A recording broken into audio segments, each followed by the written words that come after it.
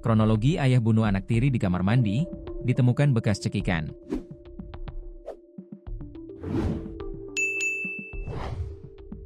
Kronologi ayah bunuh anak tiri di Kabupaten Banyuwangi, Jawa Timur, Jatim, usai cekcok dengan istri atau ibu kandung korban, bocah 11 tahun berinisial Mat. Peristiwa tragis ini terjadi usai pertengkaran antara SP dan ibu kandung korban pada Sabtu malam, 28 Juni 2025, di Desa Gombolirang, Kecamatan Kabat. Tersangka adalah ayah tiri korban SP, 33, warga Desa Kabaman, Kecamatan Srono. Kapolresta Banyuwangi, Kombes Pol Ramasamtama Putra, mengungkapkan bahwa terdapat luka pada bagian leher korban yang diduga merupakan bekas cekikan.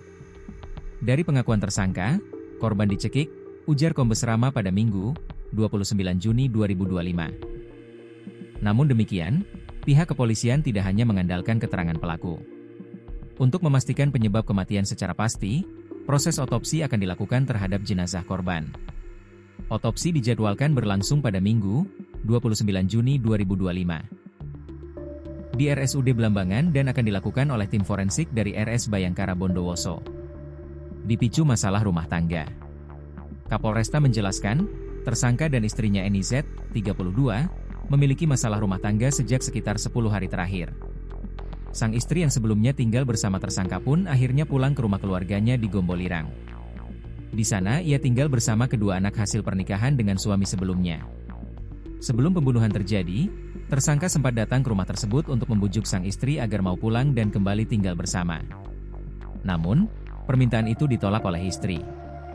Di sana mereka terlibat cekcok, kata Rama, Minggu, 29 Juni 2025. Setelah peristiwa itu, sang istri pergi keluar dengan satu anaknya yang lain. Sementara anak yang menjadi korban berada di rumah. Ia disebut sedang bermain. Di saat itu terjadi peristiwa pembunuhan. Pelaku masuk ke rumah korban. Dari olah tempat kejadian perkara sementara, pelaku masuk dan mematikan lampu penerangan, sambung Rama. Ketika tiba, sang ibu kaget melihat rumah dalam kondisi gelap. Ia pun masuk dan memergoki tersangka. Tersangka kabur melalui pintu belakang meninggalkan lokasi. Saat itu juga, sang ibu bergegas mencari keberadaan anaknya. Ia menemukan sang anak sudah dalam keadaan tak bernyawa di kamar mandi. Dugaannya, korban tewas akibat dianiaya. Tersangka saat kabur sempat dipergoki oleh saksi. Di sana sempat terjadi tarik-menarik tas hingga pelaku kabur meninggalkan lokasi, tutur Rama. Setelah mendapat informasi kasus pembunuhan itu, aparat dari Satreskrim Polresta Banyuwangi dan Polsek Kabat datang ke tempat kejadian untuk menyelidiki.